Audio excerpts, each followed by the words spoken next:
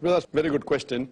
That how far is it Islamic for a person to search for spouses, girl for a boy and a boy for a girl, on the internet uploading the photographs, whether it be for searching with the spouse, whether it be for doing dawah, etc. I feel that as long as they do not break any rules of the Sharia, that's the normal answer for many things, and even this thing.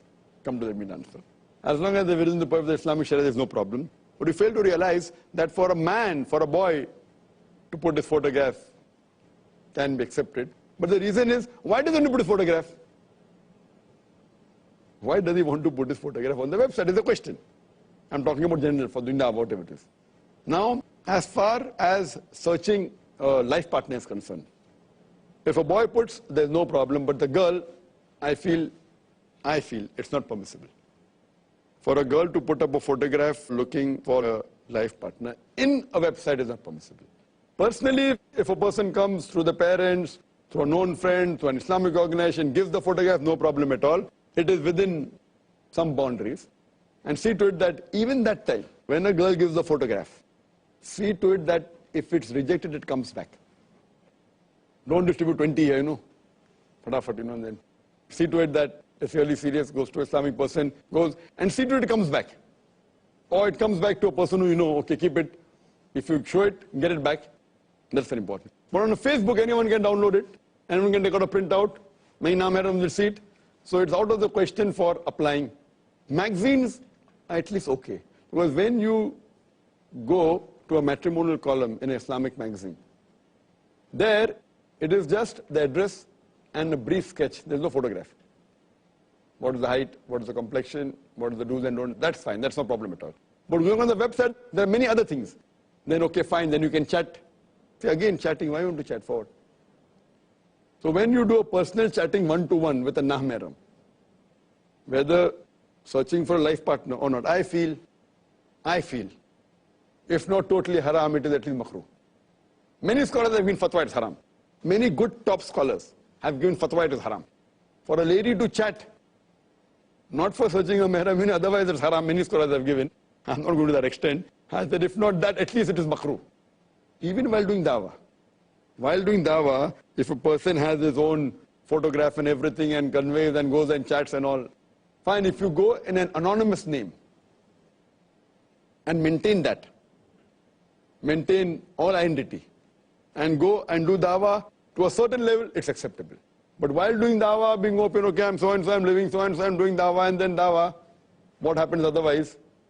Therefore, I say a man should do with man and female to female, male to male, female to female. You have that you want to go and do dawah in colleges and then you go in sitting in a room and doing chatting in a closed room and the third person is the devil. Fine. I'm talking about live. This goes to a certain extent, to a lesser extent, but even on the net. Then if it becomes too close, then you like to meet and fine. Man, there's so many cases. Chatting, London, no problem. And one day wants to go, you want to come to London? When you're coming, what's the flight number, so and so? Fine, I'll be at the airport, or whatever it is.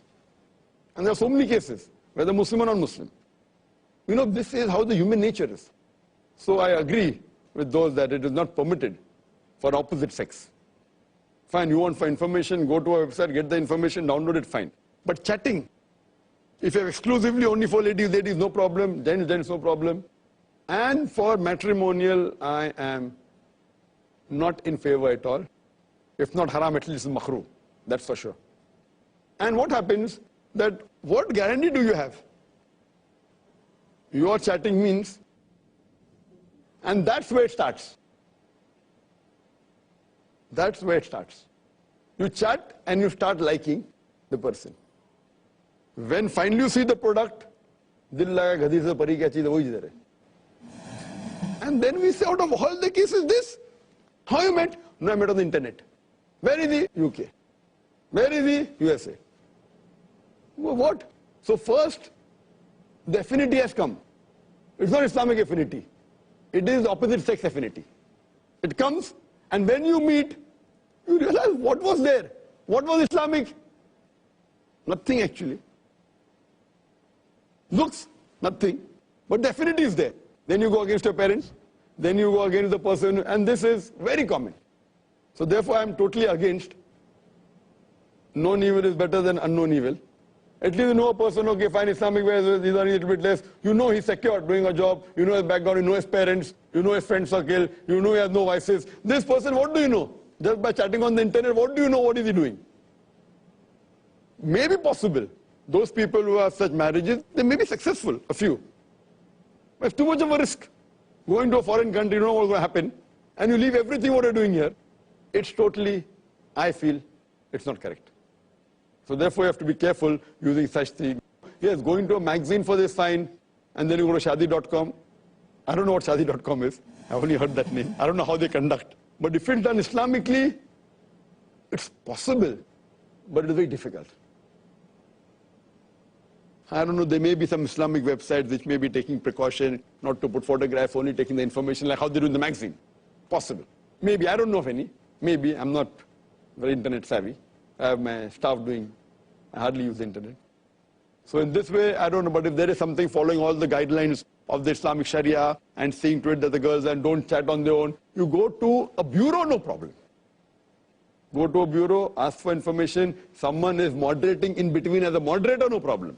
But you going chatting live with the person, I feel it's leading you away from Allah subhanahu wa ta'ala. Hope that answers the question.